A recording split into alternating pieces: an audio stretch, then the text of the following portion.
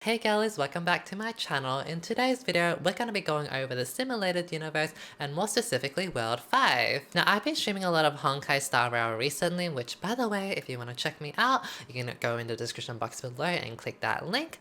But in my streams, I've been getting a lot of questions about how to clear certain worlds, and that some certain worlds are just way too hard and people just cannot clear it. So in today's video, I want to give some tips on how you can clear World 5. Now, for some of us, we don't own the most OP units like Steely and Bronya or whatever to carry us, so we're gonna have to play it a little smart. Now this tip that I'm gonna give is gonna be so straightforward and simple, but it actually counters Kafka amazingly. So the tip that I have for you girls is to go the abundance path. So for those that don't know what the abundance path is, that is your healing path. So if we go into the Eons path, it's gonna be this one, all your healing. It is amazing against Kafka. I'm gonna be putting up some gameplay and some cards on the screen so you know what I'm talking about, but there are two cards that are specifically going to counter Kafka amazingly. For those that don't know, when it comes to Abundance Path, the Resonance skill, when you use it or press your R, you're going to get an AoE healing for your team that heals quite a lot. This in itself is great, but not exactly what's going to counter Kafka. It's actually the two cards that you can get that can help boost your Resonance skill's effectiveness. So the first Resonance upgrade you're going to get is called Resonance Formation Anata. This is going to allow your Resonance skill to go into the action bar, which is where you're going to see all your turns when you're fighting,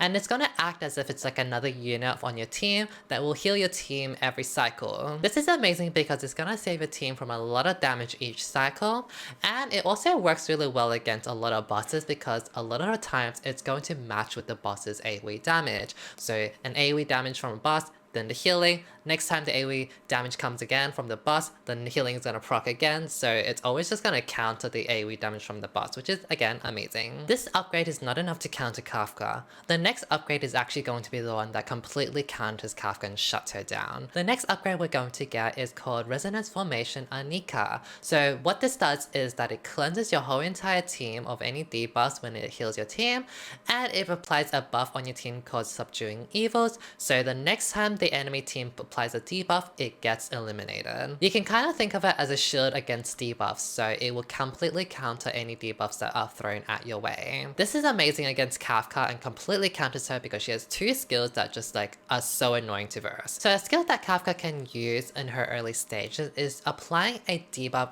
on a character on your team and take control of that character so that character attacks your team instead. This is obviously annoying because one, you lose out on damage, and if she takes control over a very strong carry on your team, like god forbid a Sealy, that Sealy is going to be attacking your own team and possibly killing your team. With the Resonance skill and its upgrades, it completely debuffs your team from this, so your team is no longer controlled by Kafka. Also, if you use a Resonance skill after Kafka's ability, it's going to repeat each cycle and completely counter Kafka every single time she takes control of your team. You don't even really need to use your Resonance skill again once you've used it once, because with Anata, the upgrade, it puts it in the action bar and it's just gonna keep going each cycle and keep healing and debuffing your team. The Resonance debuffing healing skill also counters Kafka's next ability, which is a lock-on type of debuff. So what happens is that Kafka will apply a debuff on two characters on your team, and after a short while, after a few turns, your team, something happens to them.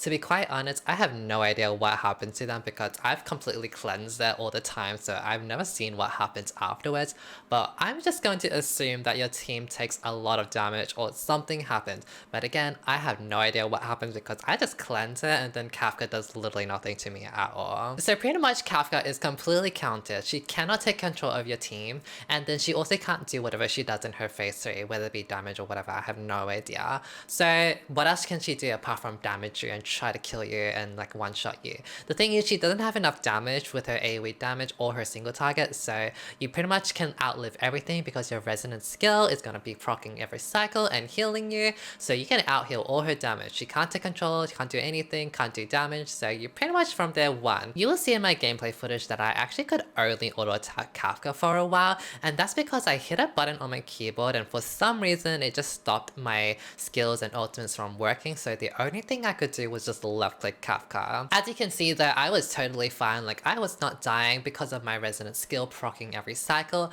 It was cleansing me, it was out killing all the damage that Kafka was doing me, so like I was chilling. I could quite literally have done like autoplay and just like auto attacked and I would probably been fine against Kafka. So, you know, this is like a really good showcase as to why you should go the abundance path against Kafka. I will say though that if you do choose to go the abundance path, you're not gonna be doing a lot of damage. So probably get that popcorn or whatever, because it's gonna take a while.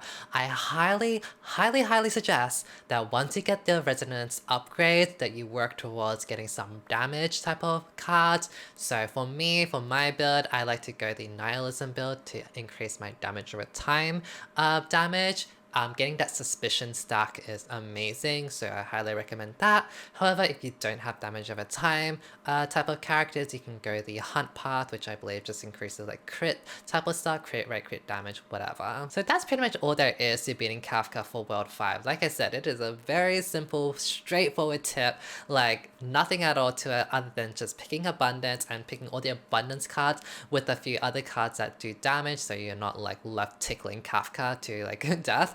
So yeah, that's all there is to it. Anyways, that's all there is to countering Kafka for World 5 in the simulated universe. If some of you guys are still struggling with World 5, I highly recommend going the abundance path. Anyways, I hope you guys enjoyed watching this video. If you want to see more of these type of videos, you can always subscribe to my channel and ring that notification bell so you don't miss out on any future uploads from me. I hope you guys have a lovely time playing Honkai Star Rail and a lovely day in general. Thank you for watching. Bye